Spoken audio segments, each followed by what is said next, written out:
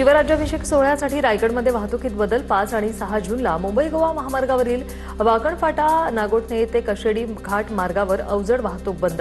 माणगाव ते किल्ले रायगड दरम्यानच्या काही मार्गांवर जड वाहनांना बंदी आहे। पालघरमध्ये महावितरण कंपनीच्या कंत्राटी कामगारांचं काम बंद आंदोलन। मागील 3 महिन्यांपासून कामगारांचं वेतन रखडवल्यानं मान्सून पूर्व तयारी अंतर्गत विभागानं मोठी कामं हाती घेतली असताना कामगारांचा आंदोलनाचा हत्यार। जळगावच्या धानोरा ग्रामस्थांकडून अवैध वाळूची वाहतूक करणाऱ्या 3 ते 4 वाहनांची तोडफोड। संतप्त रहिवाशांनी 14 ते 15 डंपर अडवल्याची घटना। पोलीस आणि महसूल विभागाच्या अधिकाऱ्यांकडून ग्रामस्थांची समजूत काढली। जागतिक सायकल दिन निमित्ताने आता नागपुरात सायकल रॅलीचं आयोजन। उत्तम आरोग्य आणि पर्यावरणपूरक सायकल प्रवासाला चालना देण्यासाठी हा उपक्रम। जालन्यातील जाफराबादमधील हत्याप्रकरणी फरार असलेल्या मुख्य आरोपीला सुरतमधून अटक। नितीन गवळी असं मुख्य आरोपीचं नाव।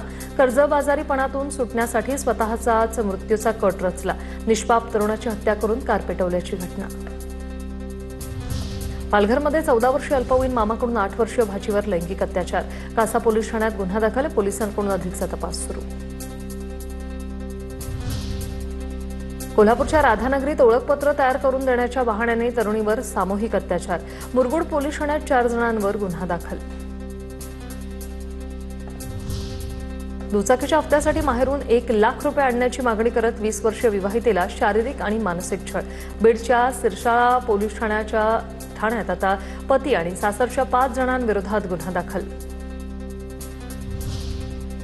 वाशिम जिल्ह्यातील समृद्धी महामार्गावर ट्रॅव्हलची ट्रकला जोरदार धडक। चालक क्लिनरसह 2 प्रवासी गंभीर जखमी तर 4 प्रवाशांना किरकोळ दुखापत। चालकाचं नियंत्रण सुटल्याने अपघात झाल्याची प्राथमिक माहिती।